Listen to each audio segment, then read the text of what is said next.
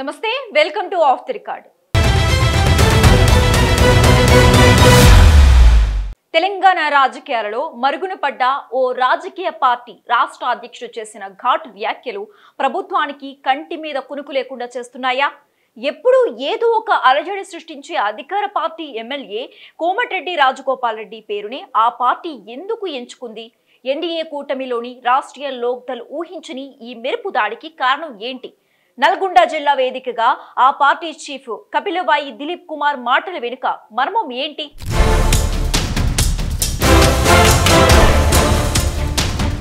రాష్ట్రీయ లోక్దల్ తెలంగాణలో పేరున్న పాత రాజకీయ పార్టీ అయినా ప్రస్తుతం స్థానికంగా బలం లేదు. కానీ ఆ పార్టీ రాష్ట్ర అధ్యక్షుడు మాజీ ఎమ్మెల్సీ కపిలవాయి దిలీప్ కుమార్ నల్గొండలో చేసిన వ్యాఖ్యలు రాజకీయ వర్గాల్లో హాట్ టాపిక్ అయ్యాయి. సామాజిక న్యాయం, యువత సాధికారత పేరుతో రథయాత్ర చేస్తూ దిలీప్ కుమార్ తనకు సంబంధం లేని అంశాన్ని ప్రస్తావించి అధికార పార్టీలో అలజడి సృష్టించారు.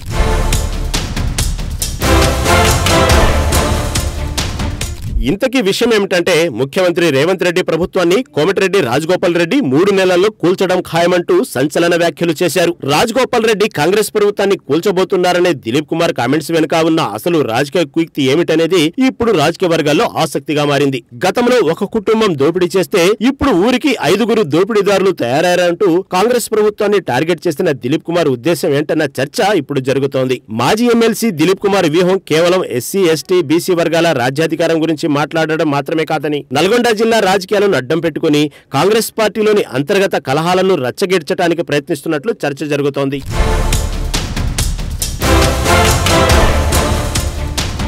రాహుల్ గాంధీ చెప్పినా రాజగోపాల్ రెడ్డికి మంత్రి పదవి రాలేదంటే ఇక జూనియర్ల పరిస్థితి ఏంటని ప్రశ్నించారు దిలీప్ కుమార్. ఇది ఆయనకు ఏమాత్రం సంబంధం లేని విషయమైనా రేవంత్ ప్రభుత్వంలో మంత్రి పదవుల చిచ్చు మరోసారి రాజేసినట్లయింది. అంతేకాదు, రాజగోపాల్ రెడ్డికి 40 మంది ఎమ్మెల్యేలు టచ్ లో ఉన్నారని, 3 నెలల్లో తెలంగాణ ప్రభుత్వం కూలడం ఖాయమని, రేవంత్ రెడ్డి తప్పనిసరి పరిస్థితుల్లో సీఎం పదవి వదులుకోవాల్సి వస్తుందంటూ కామెంట్ చేశారు దిలీప్ కుమార్.